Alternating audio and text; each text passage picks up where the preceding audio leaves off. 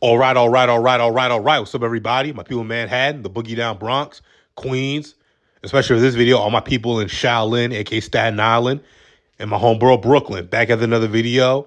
And today marks the 30th anniversary of Enter the Wu-Tang, the 36 Chambers, the debut album of the legendary New York rap group, the Wu-Tang Clan. You know, that album was one of the most seminal and one of the most important albums in the history of hip hop, as it kicked off the East Coast Renaissance in the time when the West Coast became the dominant rap scene, and introduced a new style of production thanks to RZA. You know, a new way to do skits, a rebirth of mafioso rap, new slang, some of the most creative characters in the history of hip hop. Okay, and it all started in the late 1980s with three New York cousins, Robert Diggs, Gary Grice, and Russell Jones, aka RZA, GZA, and Old Dirty Bastard, who grew up, RZA grew up in Shaolin, aka Staten Island, and ODB and GZA grew up in Brooklyn. You know, as kids, they loved two things: kung fu movies and hip hop. Decided to combine their two combine their two love, the two passions of kung fu movies and hip hop to form their own style. The Old Dirty Bastard got his name from a kung fu movie called Old Dirty and the Bastard. You know, RZA is the one who coined Staten Island Shaolin after a movie called Shaolin and the Wu-Tang. You know, and of course, at the time, GZA was going by the name of The Genius, and he released an EP under that name, Word from the Genius. And RZA was going by Prince Rakeem, and released a project called Ooh, I Love You, Rakeem. But to no success. After this, they were dropped from the labels, and they decided to regroup. And RZA, Jizz, and ODB added more members to their proverbial family. They added Method Man, Raekwon the Chef, Ghostface Killer, You God, Master Killer, Inspector Deck, and so many more to form the group, the Wu-Tang Clan. And in 1992, was their debut single, Protect Your Neck, one of the greatest rap songs of all time. It's a straight posse cut. Everybody had a verse. Everybody had an exceptional verse. The flow was masterful, and the video was iconic. All in black and white, their names coming up as the guys started their verses. Great. And then they followed this up with another legendary rap song called Cream, which is an acronym for Cash Rules Everything Around Me. Great verses from Raekwon and Inspector Deck. No, it's one of the greatest hip hop songs ever and videos ever. And they released a follow up single, Can It All Be So Simple? Now, I want to delve in this to a bit. Earlier I said RZA, his pioneering style of production. RZA is really the first producer in hip hop to take soul samples and either slow them down or make them fast and give them high pitched voices. A style that would later be known as chipmunk soul.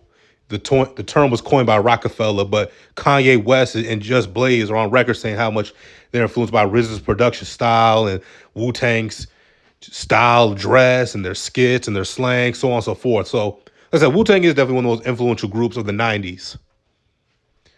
But anyway, getting back to the point, they released their debut project, Enter the Wu-Tang, 36 Chambers. It kicked off the East Coast Renaissance. We'll get more to that in a minute. And just like that, they became stars. And unfortunately, they separated and went on to release solo projects. Method Man released his debut solo, Title. GZA released Liquid Swords. ODB released Return to the 36 Chambers. Shimmy, shimmy, y'all, shimmy, yay, shimmy. And in my opinion, the best of these Wu-Tang solo projects, Only Built for Cuban Links, which is one of the most influential albums of the 90s.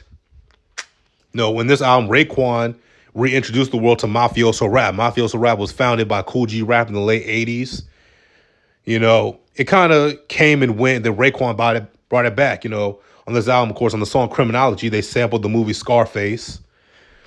Raekwon make a lot of references to the mafia. It has a song called Wu Gambinos, and he originally wanted to name this title of the album Wu Gambinos, but some mob bosses called Windover, and they put a stop to that. But with this, it reintroduced the world to quote-unquote mafioso rap, rapping about Cristal and the fancy life. And Ghostface Killer said how much Raekwon was infatuated by that lifestyle. And he would read books and watch movies about stuff like that. Scarface, Goodfellas, Carlito's Way, a lot of the movies that were coming out at that time. So definitely one of the most influential albums of the 90s. And it also featured the first non-Wu-Tang affiliate verse. Nas was featured on the song Verbal Intercourse. And of course, we know other songs on this album like Ice Cream and stuff like that. But this album is known in hip hop lore as the Purple Tape, as you can see, the Purple Cassette Tape. And then in the following year, 1996, Ghostface Killah released Iron Man. We were introduced to his alter ego. We were introduced to on his previous, on Raekwon's album, Tony Stark. And Ghostface continued the mafioso rap theme. After 96, Wu-Tang reformed to release their double LP, Wu-Tang Forever, which had, some success, but that was kind of like the beginning of the end of the Wu-Tang Clan as we knew and loved them. I mean, ODB began to have his troubles, and he just kind of disappeared from Wu-Tang after a while before he unfortunately passed away. It was very sad. Wu-Tang didn't make it well into the 2000s, But anyway, but their legacy and their impact cannot be denied. Like I said, they helped kick off the East Coast Renaissance.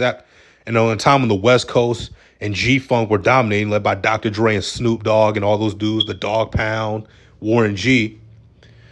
Wu-Tang Clan brought the attention back to the East Coast. In 94, Big released Ready to Die. Nas released Illmatic. Mobb Deep dropped The Infamous. Jay-Z dropped Reasonable Doubt 96. Nas dropped It Was Written in 96. Like, it was kicked off the East Coast Renaissance, and unfortunately, arguably kicked off the East Coast West Coast feud. But I'm not blaming Wu-Tang for that. I'm just saying, it's unfortunate what happened. But like I said, one of the definitely most influential rap groups of all time, and one of the most popular rap groups of all time. Like Wu-Tang Clan, like you see the Wu-Tang logo everywhere. And let me say this might be a controversial statement. White people love them some Wu-Tang, man. Oh my God. White people love fucking Wu-Tang. Jesus Christ, like Wu-Tang and Run DMC and Outkast. Those are some rap groups that white people love for some reason. I don't know what it is, but Run DMC, I kind of understand why. But Wu-Tang and Outkast is like, whoa. Like, y'all listen to that stuff? All right. But anyway, man, tell me what you guys think in the comment section down below. What's your favorite song from the end of the Wu-Tang album? For me, I'll probably go Protect Your Neck, but those other songs like The Mystery of Chess Boxing, I really love that song as well. What's your favorite Wu-Tang solo project? I said mine was only built for Cuban Links. And tell me, what's the overall impact and legacy of the Wu-Tang Clan in your eyes? Guys, who's your favorite member? Mine, I really like Raekwon. Ray, Meth. I like RZA as a producer. I really like Ghostface. No, they're not really a Wu-Tang member I dislike per se. I like them all, but my overall favorite, I'd probably say Raekwon. And I like what Meth did, with Redman and other stuff. But, tell me what you guys think in the comment section down below. I'm going to see you all.